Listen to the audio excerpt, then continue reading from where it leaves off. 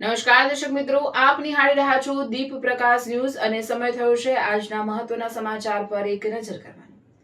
અંકલેશ્વરના માંડવા ગામ ખાતે તાલુકા કક્ષાના 80મા સ્વાતંત્ર્ય પર્વની ભવ્ય ઉજવણી કરવામાં આવી હતી।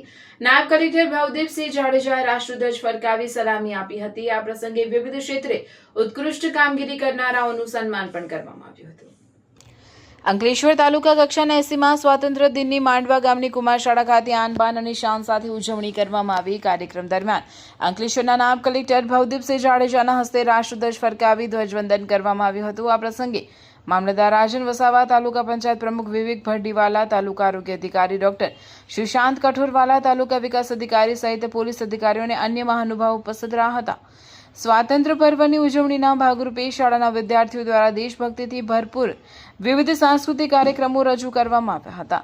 આ ઉપરાંત તાલુકા કક્ષાએ શૈક્ષણિક ક્ષેત્રે તેમજ અન્ય ક્ષેત્રોમાં ઉત્કૃષ્ટ કામગીરી કરનાર શ્રેષ્ઠ શિક્ષકોને પ્રોત્સાહિત કરવા માટે ઉપસ્થિત મહાનુભાવોના હસ્તે પ્રશસ્તિપત્ર એનાયત કરી સન્માનિત કરવામાં આવ્યા હતા। આ સમગ્ર કાર્યક્રમ દરમિયાન દેશભક્તિ અને રાષ્ટ્રપ્રેમનો માહોલ જોવા મળ્યો હતો। देता न दशमलव भारत तो यूं चांद पे जाना मुश्किल था। धरती और चांद की दूरी का अंदाजा लगाना मुश्किल था। अपना भारत वो भारत है जिसके पीछे संसार चला।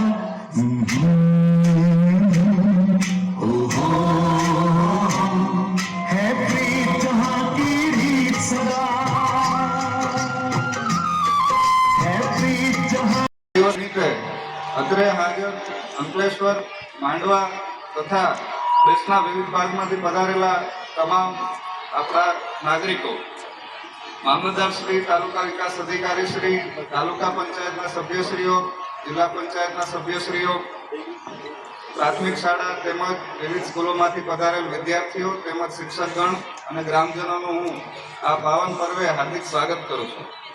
આજે જ્યારે આપણું મહાન રાષ્ટ્ર તેના સ્વતંત્રતાના 80મા વર્ષમાં પ્રવેશ કરી રહ્યું છે, ત્યારે ગુજરાતની પવિત્ર ભૂમિ અને ભારતના એક ઔદ્યોગિક હૃદય સમાન અંકલેશ્વરમાં દેશભક્તિનો એક અનોખો ઉત્સાહ આજે જોવા મળી રહ્યો છે।